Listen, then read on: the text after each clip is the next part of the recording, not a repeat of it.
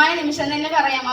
എല്ലാവർക്കും മനസ്സിലാക്കുന്ന പല മേഖലകളിൽ നിന്ന് വർക്ക് ചെയ്യുന്ന വ്യക്തികളുണ്ടാവും. ഒരു ടീച്ചർ പ്രൊഫഷൻ എന്നുള്ള ആ ഒരു ജോലി ഇന്ന് റിസൈൻ ചെയ്തുകൊണ്ട് ഈ ഒരു ജോലി ഏറ്റെടുത്ത് നല്ല രീതിയിൽ മുന്നോട്ട് പോയുള്ള സരിത അരുൺ മാമിന് ഹാർട്ട്ലി കൺഗ്രാജുലേഷൻസ് പറയാണ്. സരിത മാം, താങ്ക് യു ഓൾ. വളരെയധികം സന്തോഷം നിറഞ്ഞൊരു നിമിഷം, അഭിമാനം തോന്നുന്ന നിമിഷം. എന്താ പറയാ, ഏകദേശം 3 വർഷത്തിന് മുകളിലായി ഈ ഒരു കൺസെപ്റ്റ് ഏറ്റെടുത്തിട്ട് ഇന്നിവിടെ എനിക്ക് മൊമെന്റോ തന്ന് എൻ്റെ പ്രിയപ്പെട്ട സുഹൃത്ത് പൂജ ജയകുമാറിൽ നിന്നാണ് ഈ ഒരു കൺസെപ്റ്റ് ഏറ്റെടുക്കുന്നത്. ഒന്നും പ്രതീക്ഷിച്ചിട്ടല്ല, ആള് ചെയ്യുന്നുണ്ട്, ആള് സക്സസ് ആവുന്നത് കാണുന്നുണ്ട്. അതേപോലെ തന്നെ എൻ്റെ മറ്റു 2 സുഹൃത്തുക്കളും ചെയ്യുന്നത് ഞാൻ കാണുന്നുണ്ട്. എൻ്റെ കമ്പനിയുടെ സോണൽ സെയിൽസ് ഡെവലപ്മെന്റ് മാനേജറായ ശ്രീലക്ഷ്മി മാമും സോണൽ സെയിൽസ് ടീം മാനേജറായ ജാൻസി മാമും, ഈ 3 പേരുടെയും എൻ്റെ ഉറ്റ സുഹൃത്തുക്കളായ ഈ 3 പേരുടെയും വിജയം കണ്ടുകൊണ്ട് മാത്രമാണ് ഞാൻ കയറി നിന്നത്. സുഹൃത്തുക്കളിലുള്ള വിശ്വാസം ഒന്നുകൊണ്ട് മാത്രം. എനിക്ക് ഈ ഒരു 3 വർഷത്തിന് ഇപ്പുറം നോക്കുന്ന സമയത്ത് ഇങ്ങനൊരു വേദിയിൽ കയറി നിന്ന് ഇത്രയധികം സന്തോഷിക്കാൻ പറ്റുമെന്നൊന്നും വിചാരിച്ചിട്ടില്ല. അതും ഇത്രയും ജനങ്ങളുടെ ഇടയിൽ സംസാരിക്കാനുള്ള ഒരു ധൈര്യം പോലും ഇല്ലാത്ത വ്യക്തിയായിരുന്നു. പലരും കാണുന്ന സമയത്ത് പറഞ്ഞിട്ടുണ്ട്, നിങ്ങളുടെ ടീച്ചറല്ലേ, കുറെ കുട്ടികളെ ഫേസ് ചെയ്തുകൊണ്ട് നിങ്ങൾക്ക് ഇതൊക്കെ നടക്കും. അതേപോലെ ഒരുപാട് നെഗറ്റീവും കേട്ടിട്ടുണ്ട്. എൻ്റെ ഈ 3 സുഹൃത്തുക്കള് നന്നായി സംസാരിക്കുന്ന ആളുകളാണ്, പക്ഷെ ഞാൻ അധികം സംസാരിക്കില്ല. അതുകൊണ്ട് അവർക്കൊക്കെ സക്സസ് ആവാൻ പറ്റും, നിനക്കൊന്നും ഇതിൽ പറ്റില്ല എന്ന് പറഞ്ഞ കുറെ ആളുകളുണ്ട്. അപ്പൊ അവരുടെ മുന്നിലൊക്കെ എനിക്കും എത്താൻ പറ്റുന്ന എനിക്ക് കാണിക്കാൻ പറ്റി. തീർച്ചയായിട്ടും ഈ 3 സുഹൃത്തുക്കളുടെ കൈ പിടിച്ച് അവർ പറഞ്ഞ രീതിയിൽ മുന്നോട്ട് പോയത് കൊണ്ട് തന്നെയാണ് ഇന്ന് ഈ ഒരു റാങ്കിൽ എത്തിപ്പെടാൻ പറ്റിയത്. തീർച്ചയായിട്ടും ആദ്യം ദൈവത്തിന് തന്നെ നന്ദി പറയാണ്. അതേപോലെ എൻ്റെ ഈ സുഹൃത്തുക്കളോടും ഞാൻ ഈ ഒരു അവസരത്തിൽ നന്ദി പറയുന്നു. പിന്നെ ഒരു പരിചയം ഇല്ലാതെ ഇവിടെ വന്നിട്ട് ഉണ്ടായ ഒരുപാട് ബന്ധങ്ങളുണ്ട്. ഇവിടെ കണ്ടു, എൻ്റെ ഒരു ലവ്ലി പാർട്ട്ണർ വന്നിട്ട് എനിക്കൊരു ഗിഫ്റ്റ് തന്നത് സർപ്രൈസ് ആയിരുന്നു, ഞാൻ പോലും അറിഞ്ഞിട്ടില്ല. ആള് തൃശ്ശൂരിൽ നിന്ന് ഇതിനു വേണ്ടി വന്നിരിക്കുകയാണ്. അപ്പോൾ അതും ഒത്തിരി സന്തോഷം. ഇവിടെ വരുമാനത്തിലുപരി ഇവിടെ ഒരു സെയിൽസ് എക്സിക്യൂട്ടീവ് ലീഡർ ആ ഒരു മാം ഇവിടെ കയറിയപ്പോൾ പറഞ്ഞിട്ടുണ്ടായിരുന്നു, വരുമാനത്തിലുപരി എന്തൊക്കെയോ നേടാൻ പറ്റി എന്നുള്ളത്. അതൊക്കെ ഇതുപോലത്തെ ബന്ധങ്ങളാണ്.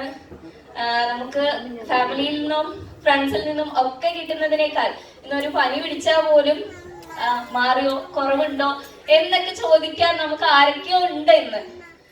തീർച്ചയായിട്ടും അതൊക്കെ തന്നെയാണ് എൻ്റെ ഈ ഒരു വിജയത്തിലേക്ക് എത്തിച്ചത്. എൻ്റെ പാർട്ട്നേഴ്സ് തന്നെയാണ്.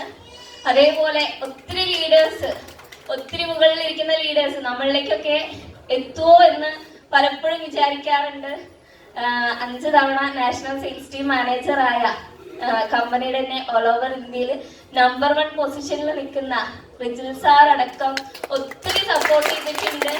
ഈ ഒരു അവസരത്തിൽ ഞാൻ റിജിൽ സാർ മാത്രമല്ല, മറ്റ് ഒട്ടനവധി ലീഡേഴ്സ് ഉണ്ട്. അവരുടെയൊക്കെ പേര് ഞാനിവിടെ പറയാതെ പോയി കഴിഞ്ഞാൽ ഞാൻ ചെയ്യുന്നത് ഏറ്റവും വലിയ നന്ദികേടാവും.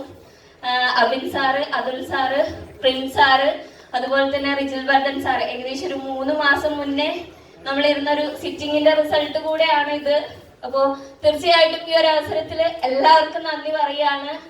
പിന്നെ ഇന്ന് ആദ്യമായിട്ട് ഈ ഒരു കൺസെപ്റ്റ് കേൾക്കാൻ വന്ന ആളുകളുണ്ടാവും അല്ലെ. എന്റെ എക്സ്പീരിയൻസ് എന്താണെന്ന് കൂടെ കേൾക്കാൻ വേണ്ടി ഇരിക്കുന്നുണ്ടാവും. എക്സ്പീരിയൻസ് കേട്ടും അടുത്ത കുറെ ആളുകൾ ഇരിക്കുന്നുണ്ട്. അതുകൊണ്ട് എന്തായാലും എക്സ്പീരിയൻസ് കൂടുതൽ ദീർഘിപ്പിക്കുന്നില്ല. ഈ ഒരു കൺസെപ്റ്റിൽ കടന്നു വരുമ്പോ ഏകദേശം 7 മാസം കാരിയിങ് ആണ്.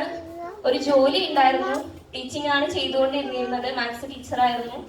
ഓൺലൈൻ ക്ലാസ് എടുക്കുമ്പോൾ മാക്സിമം ഹസ്ബൻഡിനെ ബുദ്ധിമുട്ടിച്ചിട്ടാണ് ആ ഒരു ടീച്ചിങ് ജോബ് ചെയ്യുന്നത്.